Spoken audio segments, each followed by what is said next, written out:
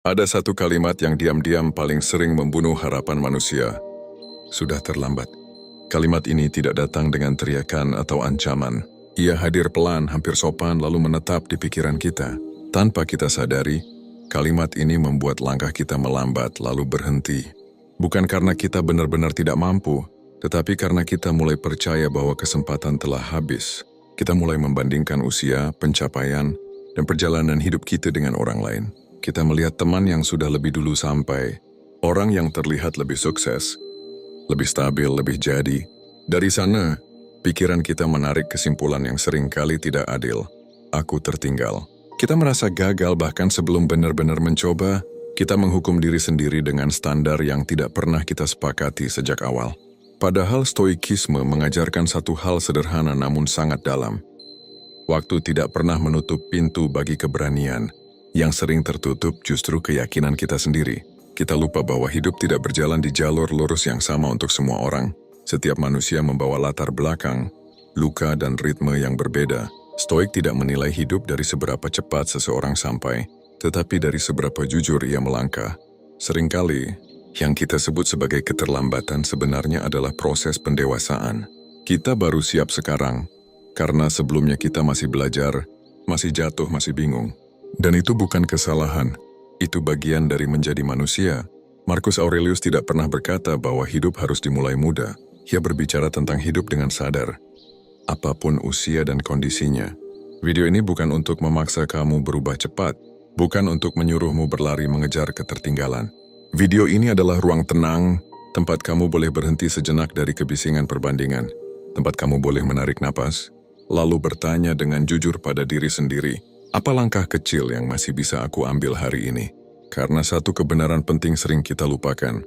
Selama kamu masih bernapas, pilihan selalu ada. Mungkin tidak sebesar dulu, mungkin tidak semudah yang kamu harapkan, tetapi pilihan itu nyata. Dan keberanian untuk memilih sekecil apapun adalah bukti bahwa hidupmu belum selesai. Stoik tidak percaya pada konsep terlambat dalam makna mutlak. Bagi mereka, waktu bukanlah hakim yang memberi vonis, melainkan aliran yang terus bergerak tanpa menunggu siapapun. Yang benar-benar ada hanyalah momen saat ini, detik ini, dan pilihan apa yang kita ambil di dalamnya. Masa lalu sudah selesai, masa depan belum tentu datang. Satu-satunya ruang kendali manusia adalah saat ini. Kata terlambat biasanya tidak lahir dari kenyataan objektif, tetapi dari perbandingan. Kita melihat orang lain sudah sampai lebih dulu, lalu diam-diam mengukur hidup kita dengan penggaris milik mereka. Kita lupa bahwa setiap orang memulai dari titik yang berbeda, dengan beban, peluang, dan kondisi yang tidak pernah sama. Perbandingan membuat kita menilai diri sendiri secara tidak adil, seolah hidup adalah perlombaan dengan garis start yang sama. Marcus Aurelius tidak pernah menekankan usia ketika berbicara tentang hidup yang baik. Ia tidak mengatakan bahwa kebijaksanaan harus dimulai di umur tertentu. Yang ia tekankan adalah kesiapan batin, tentang kemampuan untuk berpikir jernih, menerima kenyataan dan bertindak selaras dengan nilai. Kesiapan ini tidak selalu datang di usia muda. Justru seringkali ia lahir setelah seseorang jatuh, kecewa dan belajar dari kegagalan. Banyak orang memulai hidupnya dengan cepat. Mereka terlihat bergerak lebih dulu, berlari lebih kencang dan tampak lebih maju. Namun tidak sedikit dari mereka yang sebenarnya tidak benar-benar hadir dalam perjalanannya. Mereka bergerak karena tuntutan, tekanan, atau ekspektasi orang lain. Mereka sibuk sampai, tetapi lupa bertanya apakah arah yang mereka tuju benar-benar sesuai dengan diri mereka. Sebaliknya, ada orang yang memulai pelan. Mereka terlihat tertinggal, bahkan dianggap ragu-ragu. Namun setiap langkah mereka diambil dengan kesadaran penuh. Mereka tahu mengapa mereka melangkah, kemana mereka ingin menuju, dan nilai apa yang ingin mereka jaga. Stoikisme menghargai jenis perjalanan seperti ini. Bukan yang paling cepat, tetapi yang paling selaras. Stoikisme mengingatkan kita bahwa kualitas langkah jauh lebih penting daripada kecepatan. Hidup yang baik bukan soal seberapa cepat kita sampai, tetapi seberapa jujur kita menjalani setiap proses. Tidak ada gunanya tiba lebih awal jika kita kehilangan diri sendiri di sepanjang jalan. Dan tidak ada kata terlambat selama kita masih mampu memilih dengan sadar. Kita sering memusuhi usia, seolah waktu adalah lawan yang harus dikalahkan. Setiap angka yang bertambah terasa seperti pengingat bahwa kesempatan semakin sedikit. Kita mulai menghitung hidup dengan kalender, bukan dengan kesadaran. Kita lupa bahwa waktu tidak pernah berniat menyakiti kita. Ia hanya berjalan, meninggalkan jejak pengalaman di sepanjang perjalanan, padahal usia hanyalah saksi dari semua yang sudah kita lalui. Ia menyimpan cerita tentang kegagalan, keberanian, kehilangan, dan pelajaran yang tidak mungkin dipelajari dalam waktu singkat. Semakin lama hidup, seharusnya semakin jernih kita melihat apa yang benar-benar penting. Kita belajar memilah mana yang layak diperjuangkan dan mana yang sebaiknya dilepaskan. Kejernihan ini tidak datang tiba-tiba. Ia lahir dari proses panjang yang seringkali menyakitkan. Kamu mungkin merasa terlambat memulai mimpi, karir, atau perubahan hidup. Ada suara di kepala yang berkata, seharusnya dulu. Suara ini membuat kita meragukan langkah hari ini. Kita merasa kesempatan sudah lewat, seolah hidup hanya memberi satu kali kesempatan untuk berani, padahal hidup tidak bekerja seperti itu. Kesempatan tidak selalu datang saat kita muda, tetapi saat kita siap. Seringkali kita lupa satu hal penting. Kamu sekarang lebih tahu apa yang tidak ingin kamu ulangi. Kamu tahu hubungan seperti apa yang melelahkan. Kamu tahu pekerjaan seperti apa yang menguras jiwa. Kamu tahu kebiasaan apa yang membawa penyesalan. Pengetahuan ini adalah hasil dari pengalaman. Dan pengalaman adalah aset yang tidak dimiliki oleh mereka yang baru memulai. Ini bukan kelemahan, ini kekuatan. Stoik memandang kebijaksanaan bukan sebagai hadiah dari hidup yang sempurna, tetapi sebagai hasil dari luka yang dipahami. Luka yang diterima tanpa kepahitan, luka yang dipelajari tanpa menyalahkan diri sendiri. Dari situlah lahir ketenangan, bukan karena hidup menjadi mudah, tetapi karena batin menjadi lebih kuat. Jika hari ini kamu masih bisa berpikir jernih, berarti kamu masih layak mencoba. Kejernihan pikiran adalah tanda bahwa hidupmu belum selesai. Selama kamu masih mampu memilih dengan sadar, selama kamu masih bisa berkata, aku mau melangkah lagi, tidak ada usia yang terlalu tua untuk memulai dengan bijak. Banyak orang sebenarnya tidak takut memulai karena usia. Yang mereka takuti adalah rasa malu jika gagal. Ada ketakutan yang tidak pernah diucapkan dengan lantang, tetapi terus berputar di dalam pikiran. Bagaimana jika ini kesempatan terakhirku? Ketakutan ini membuat setiap langkah terasa berat. Bukan karena kita tidak mampu, tetapi karena kita menaruh terlalu banyak beban pada satu percobaan. Ketika kita menganggap satu usaha sebagai kesempatan terakhir, kegagalan berubah menjadi ancaman bagi harga diri. Kita tidak lagi melihatnya sebagai proses, melainkan sebagai penghakiman. Padahal hidup jarang bekerja dalam satu kali percobaan. Sebagian besar hal yang bermakna justru lahir dari rangkaian usaha yang tidak sempurna, dari kesalahan yang diperbaiki pelan-pelan. Stoikisme mengajarkan sudut pandang yang berbeda. Bagi Stoik, kegagalan bukanlah penghinaan. Ia adalah latihan karakter. Tempat kita belajar tentang kesabaran, kerendahan hati, dan ketangguhan batin. Epictetus mengingatkan bahwa manusia tidak terganggu oleh peristiwa, tetapi oleh penilaiannya terhadap peristiwa tersebut. Gagal menjadi menyakitkan bukan karena kegagalan itu sendiri, tetapi karena kita menempelkan makna yang berlebihan padanya. Dalam hidup, kita tidak pernah benar-benar mengendalikan hasil. Kita tidak bisa memastikan apakah usaha kita akan berhasil, diakui, atau dipahami orang lain. Namun ada satu hal yang selalu berada dalam kendali kita. Sikap, cara kita melangkah, cara kita menerima kemungkinan gagal, dan cara kita memperlakukan diri sendiri ketika hasil tidak sesuai harapan. Ketika kamu mencoba dengan niat yang jujur, tanpa topeng, tanpa paksaan untuk terlihat hebat, kamu sebenarnya sudah menang atas ketakutan. Kamu memilih bertindak meski tidak ada jaminan. Itu adalah bentuk keberanian yang paling murni. Hasil, apapun bentuknya, hanyalah bonus dari keberanian itu. Stoik tidak menilai hidup dari seberapa sering seseorang sukses. Mereka melihat hidup dari seberapa sering seseorang mampu bangkit dengan tenang, tanpa drama berlebihan, tanpa menyalahkan diri sendiri, tanpa menyimpan dendam pada keadaan. Bangkit bukan berarti tidak merasa sakit, tetapi tetap melangkah meski rasa sakit itu ada. Dan ketenangan hanya lahir dari keberanian untuk mencoba lagi. Bukan karena kita yakin akan berhasil, tetapi karena kita menolak membiarkan ketakutan menentukan arah hidup. Selama kamu masih berani mencoba, Kegagalan tidak pernah menjadi akhir cerita. Stoik sangat sadar akan satu penderitaan terbesar manusia, penyesalan. Bukan rasa sakit fisik, bukan kehilangan materi, melainkan beban batin yang terus hidup bahkan ketika peristiwa telah lama berlalu. Penyesalan tidak berteriak, tetapi ia menetap. Ia menjadi suara yang muncul saat kita diam, ketika tidak ada lagi distraksi untuk menutupinya. Gagal memang menyakitkan. Ada rasa kecewa, malu, dan lelah yang nyata.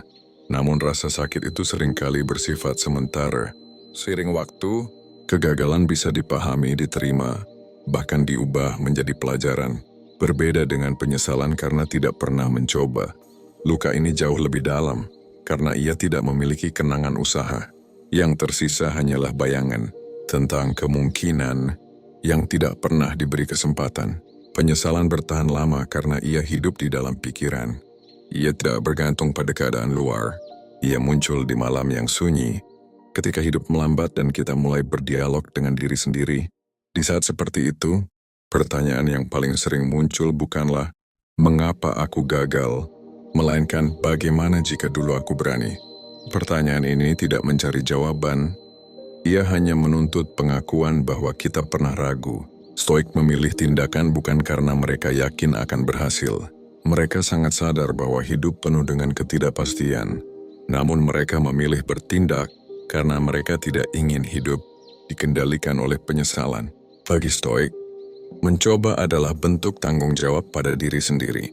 Sebuah pernyataan batin bahwa hidup yang masih diberikan pantas dijalani dengan keberanian meski hasilnya tidak bisa dipastikan.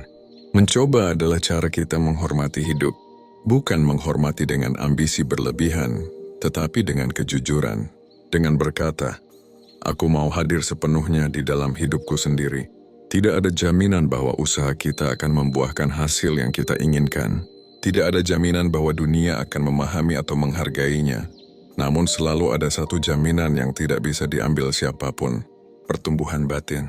Setiap kali kita berani mencoba, kita melatih diri untuk menghadapi ketidakpastian.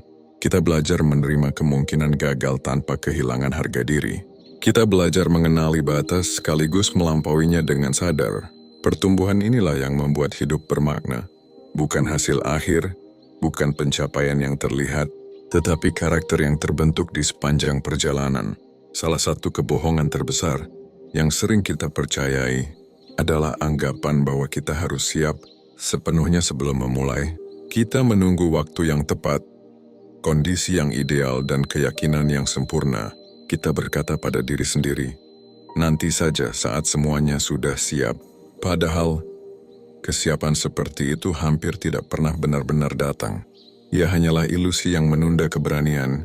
Stoik memahami bahwa kesiapan tidak muncul sebelum langkah pertama, melainkan setelahnya. Kejelasan lahir dari tindakan, bukan dari perenungan tanpa akhir. Seseorang tidak menjadi tenang sebelum berani, tetapi berani lebih dulu, lalu belajar menjadi tenang. Dalam pandangan Stoik, menunggu terlalu lama sama artinya dengan menyerahkan hidup pada keraguan. Perubahan besar tidak pernah dimulai dari keputusan yang spektakuler. Ia lahir dari pilihan-pilihan kecil yang diulang dengan setia. Tidak perlu mengubah segalanya sekaligus. Cukup satu langkah sederhana yang bisa kamu jaga. Hari ini membaca satu halaman. Besok melangkah sedikit lebih jauh. Langkah kecil seperti ini mungkin terlihat sepele, tetapi ia membangun fondasi yang kokoh. Hidup tidak dibangun dari ledakan motivasi yang datang dan pergi. Motivasi seringkali bergantung pada suasana hati dan keadaan.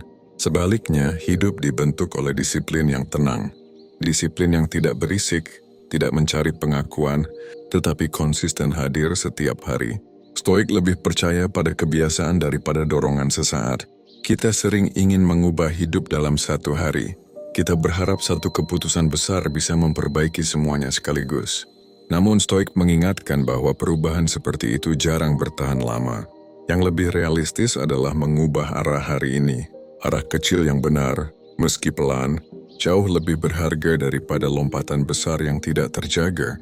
Ketika arah itu dijaga, ketika langkah kecil terus diulang, hasilnya akan melampaui yang kita bayangkan. Bukan karena kecepatannya, tetapi karena ketahanannya. Jalan yang ditempuh dengan Sabar akan membawa kita lebih jauh daripada jalan yang ditempuh dengan tergesa. Tidak ada kata terlambat selama kamu masih mau melangkah. Selama kamu masih bersedia mengambil satu langkah kecil hari ini, hidupmu masih bergerak. Dan pergerakan sekecil apapun, jika dilakukan dengan sadar, adalah tanda bahwa harapan belum pernah benar-benar pergi. Stoikisme dengan jelas membedakan antara apa yang sudah terjadi dan apa yang masih bisa kita pilih. Apa yang telah berlalu berada di luar kendali kita. Ia adalah bagian dari realitas yang tidak bisa diubah, sekeras apapun kita menolaknya. Namun Stoik tidak berhenti di sana.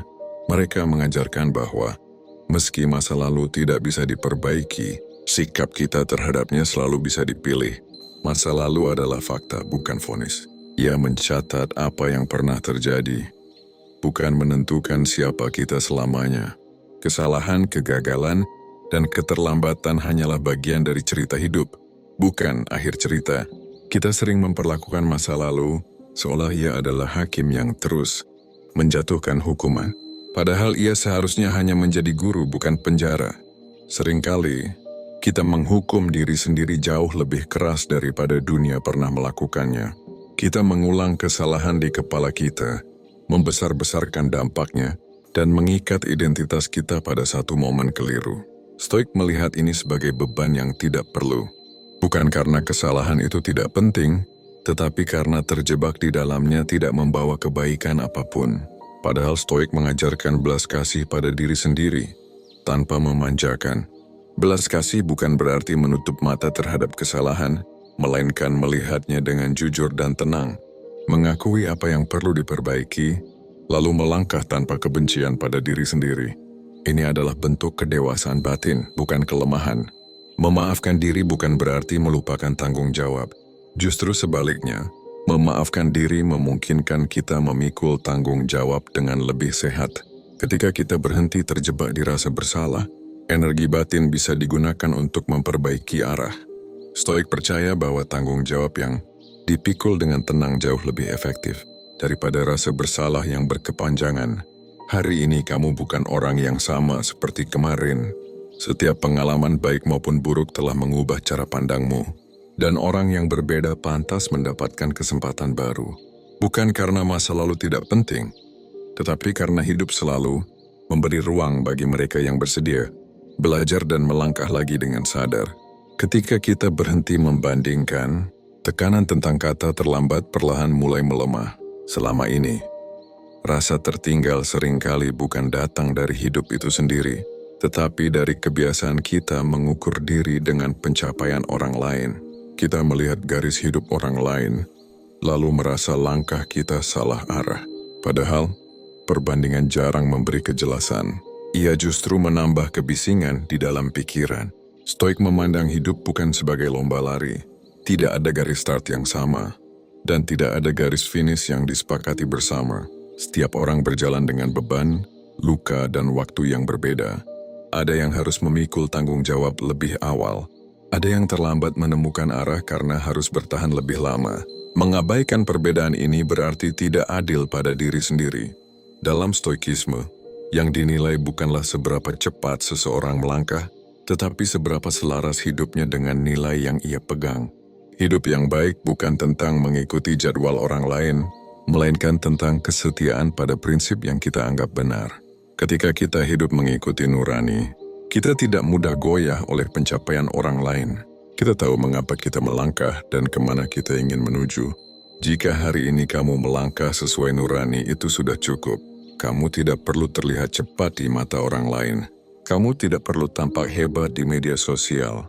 Ketentraman batin tidak lahir dari pengakuan luar, tetapi dari kesesuaian antara tindakan dan nilai. Stoik mengajarkan bahwa hidup yang tenang adalah hidup yang tidak dipaksakan untuk memenuhi ekspektasi yang bukan milik kita. Kejujuran pada diri sendiri seringkali terasa sulit. Ia menuntut kita untuk mengakui batas, mengakui ketakutan, dan menerima ritme hidup kita apa adanya. Namun justru di sanalah fondasi ketenangan dibangun. Ketika kita berhenti berpura-pura, kita berhenti berperang dengan diri sendiri. Dan ketika perang batin itu berhenti, hidup terasa lebih ringan. Bukan karena masalah menghilang, Tetapi karena kita tidak lagi menambah beban dengan perbandingan, kejujuran menjadi pegangan, dan dari situlah ketenangan tumbuh pelan namun kokoh. Stoik tidak pernah memuja keberanian yang keras dan dramatis. Mereka tidak tertarik pada tindakan yang dipenuhi sorak-sorai atau pengakuan. Bagi Stoik, keberanian yang paling bernilai justru seringkali sunyi. Keberanian yang hadir tanpa perlu diumumkan, tanpa perlu dibuktikan kepada siapapun. Keberanian yang tidak mencari tepuk tangan, tetapi tetap setia pada nilai yang diyakini. Mereka menghargai keberanian yang tenang dan konsisten. Keberanian untuk terus melangkah meski tidak ada yang melihat. Keberanian yang tidak lahir dari dorongan sesaat, tetapi dari keputusan batin yang jujur. Stoik memahami bahwa keberanian sejati tidak selalu tampak kuat dari luar. Terkadang ia hadir dalam bentuk kesabaran, ketekunan, dan kesediaan untuk bertahan. Ada keberanian yang jarang dibicarakan, tetapi sangat menentukan arah hidup. Keberanian untuk mencoba lagi tanpa banyak bicara, tanpa menjelaskan pada dunia mengapa kita jatuh, dan tanpa berjanji berlebihan tentang apa yang akan kita capai. Cukup bangkit lalu melangkah, dalam diam tanpa drama. Ada juga keberanian untuk memulai ulang, tanpa mengumumkan pada siapapun. Tidak semua awal baru perlu disaksikan orang lain. Tidak semua perubahan harus mendapat persetujuan. Stoik mengajarkan bahwa hidup yang baik tidak membutuhkan penonton. Yang dibutuhkan hanyalah kesetiaan pada proses. Seringkali, langkah paling berani bukanlah lompatan besar yang mengubah segalanya dalam sekejap. Langkah paling berani adalah diam-diam tidak menyerah. Bertahan satu hari lagi. Mencoba satu kali lagi. Melangkah satu langkah kecil ketika tubuh dan pikiran terasa lelah. Keberanian seperti ini tidak terlihat megah, tetapi justru inilah yang membentuk ketangguhan sejati. Tidak semua perjuangan harus terlihat. Tidak semua proses perlu disaksikan orang lain. Ada bagian-bagian hidup yang memang sebaiknya dijalani dalam sunyi. Di sanalah kita benar-benar bertemu dengan diri sendiri. Di sanalah kita belajar untuk tidak bergantung pada validasi luar. Yang terpenting, kamu tahu bahwa hari ini kamu memilih hidup. Kamu memilih untuk tetap hadir, tetap mencoba, dan tetap bergerak meski pelan. Pilihan ini mungkin sederhana, bahkan tidak terlihat istimewa. Namun dalam pandangan Stoik, inilah bentuk keberanian yang paling murni. Selama kita masih bernapas, hidup selalu menyediakan ruang untuk pilihan baru. Ruang itu mungkin tidak selalu luas, tidak selalu terang, dan tidak selalu nyaman. Kadang ia terasa sempit, seolah hampir tidak ada celah untuk bergerak. Namun Stoik mengingatkan kita bahwa keberadaan ruang itu sendiri sudah cukup untuk memberi harapan. Selama hidup masih berjalan, pilihan tidak pernah benar-benar hilang. Memang, ruang itu mungkin tidak seluas dulu. Kesempatan mungkin tidak datang dengan cara yang sama seperti sebelumnya. Waktu, tenaga, dan keadaan bisa saja berubah. Mungkin tidak semudah yang kita bayangkan, dan mungkin tidak seideal yang kita harapkan. Namun Stoik tidak mengukur nilai hidup dari kemudahan. Mereka mengukur hidup dari kejernihan dalam mengambil sikap terhadap apa yang ada. Stoik tidak menunggu kondisi ideal. Mereka memahami bahwa menunggu kesempurnaan seringkali berarti tidak pernah bergerak. Sebaliknya, mereka berlatih menerima kondisi yang ada. Penerimaan bukan berarti pasrah tanpa usaha, tetapi mengakui kenyataan tanpa perlawanan batin yang berlebihan. Dari penerimaan inilah ketenangan mulai tumbuh. Ketika kita berhenti berperang dengan kenyataan, pikiran menjadi lebih jernih. Kita tidak lagi sibuk mengeluhkan apa yang kurang, tetapi mulai melihat apa yang masih mungkin. Dari kejernihan itulah lahir keputusan yang lebih bijak. Keputusan yang tidak didorong oleh panik atau iri, tetapi oleh kesadaran akan batas dan potensi diri. Kamu tidak harus memulai dengan langkah besar. Kamu tidak perlu membuat perubahan yang mengesankan siapapun. Stoik lebih menghargai awal yang jujur daripada rencana yang megah namun rapuh. Memulai dengan jujur berarti mengakui kemampuan saat ini, menerima keterbatasan, dan tetap melangkah di dalamnya. Dan itu sudah lebih dari cukup. Karena hidup tidak menuntut kesempurnaan.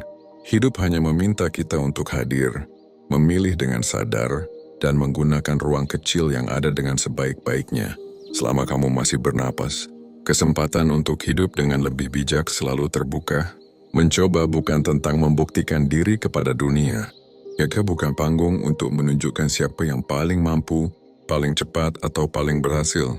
Ketika kita menjadikan mencoba sebagai alat pembuktian, setiap kegagalan terasa seperti ancaman bagi harga diri. Padahal dalam pandangan Stoik, hidup tidak menuntut kita untuk menang di mata orang lain, melainkan untuk jujur pada diri sendiri. Mencoba adalah bentuk penghormatan pada hidup yang masih berlangsung.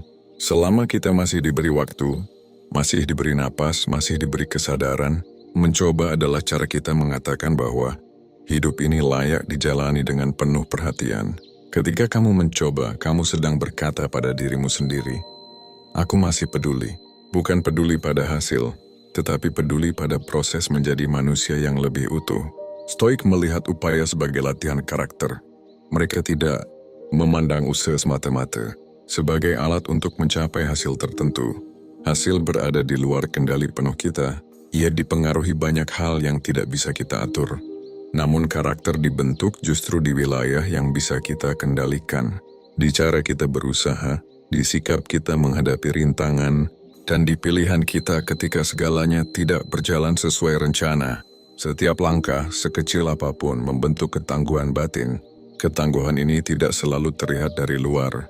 Ia tumbuh di dalam pelan-pelan, melalui kebiasaan menghadapi ketidakpastian tanpa lari. Ketika kita melangkah meski ragu, kita melatih diri untuk tetap hadir dalam ketidaknyamanan. Itulah dasar dari kekuatan batin yang tahan lama.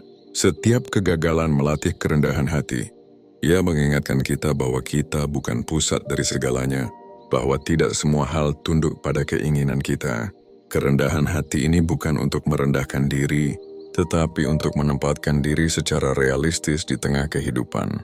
Dari sana, kita belajar menerima bantuan, menerima batas, dan tetap bergerak tanpa kesombongan. Dan setiap keberanian kecil menguatkan jiwa, keberanian untuk mencoba lagi, untuk memperbaiki, untuk memulai ulang. Mungkin tidak terlihat heroik, namun justru keberanian seperti inilah yang membangun jiwa yang stabil dan tenang.